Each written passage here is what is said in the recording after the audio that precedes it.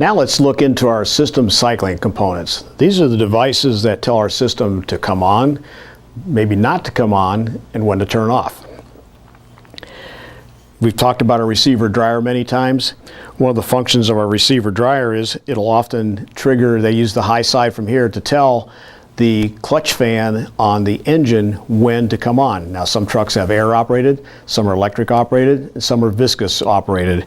But this switch here would tell the clutch to come on. In other words, maybe the engine isn't requiring additional cooling, but because our condenser is hot, we need air to come across it. So this switch would tell that to activate.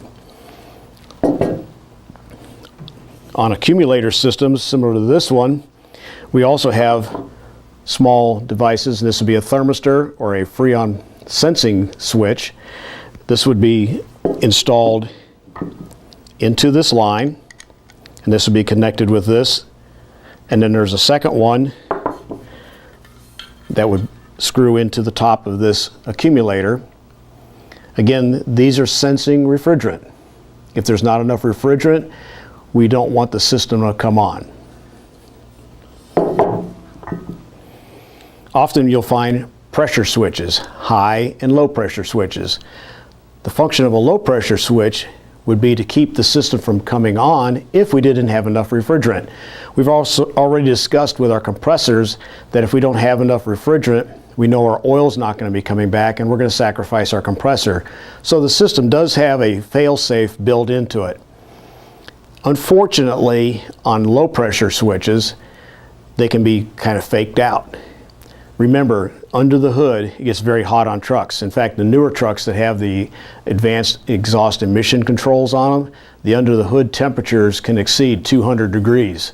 In fact, we're finding that on a lot of the trucks, the rubber hoses, the belts, even the refrigerant hoses, the split loom that goes on the wiring are degrading very quickly because of that under the hood temperature being so high. So if I have a system that does not have enough refrigerant in it, normally my pressure switch would say, no, let's come on. But as the truck engine is started and starts heating up, the temperature that the lines are wrapped around that engine, the hoses that have the refrigerant in them are going to rise also. So the hoses are going to get warm, the refrigerant pressure is going to start to rise, and our pressure switch is going to say, wow, somebody just charged me up. Come on. So our compressor clutch will kick in. But once the system starts to run, all of a sudden it'll notice, wow, we don't have enough refrigerant. It'll cycle back off.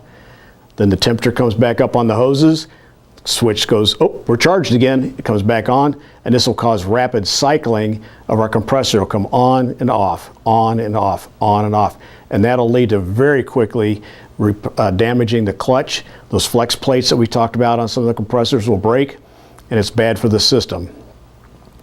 We also have high pressure switches that would be used that if there's a restriction, in other words, my condenser's gotten plugged up, I have a damaged line or something where my pressures are going to go too high. My compressor is a fairly stupid piece of equipment. It'll keep running as long as you have that clutch engaged. So it's going to keep pumping and pumping. So we want it to shut itself off before it damages a line or locks up the compressor. So when a compressor's pressure gets too high, the switch will say shut off and it'll turn the clutch back off. So how would we check these components to tell if they're working correctly? In our website, in our catalog, we list each one of these switches. We tell you if it's a high pressure switch, if it's a low pressure switch. We also tell you that it's either normally open, which means that if I put my continuity test across here, I wouldn't see a circuit, or if it was normally closed, it would make that beep sound. And we also tell you the pressures that it comes on and goes off with. So knowing that information, what we would do is we would disconnect the plug from our switch. Let's say this is a low pressure switch, and let's say that it doesn't come on until we have 20 psi. It'll be normally open. So I put my gauge set on here, start the truck, and we watch our low side pressure. If it hits 20 pounds and we notice it goes from open to close, we know that the switch is working properly. Now let's assume this is a high pressure switch. Let's say that it'll allow it to stay closed until it reaches 350 pounds per square inch. So what we want to do is, again, hooking up our gauge set, we may have to put a cardboard in front of our condenser to simulate that high head pressure. But again, watching our ohm meter, which should show continuity, a closed circuit, and watch our gauges. That's approaching 345, 350, 351, right around there, and all of a sudden we notice the circuit opens, we know our switch is working correctly. But if we've gotten to 360 psi and it's still closed, 370 and climbing, we know we have a defective switch.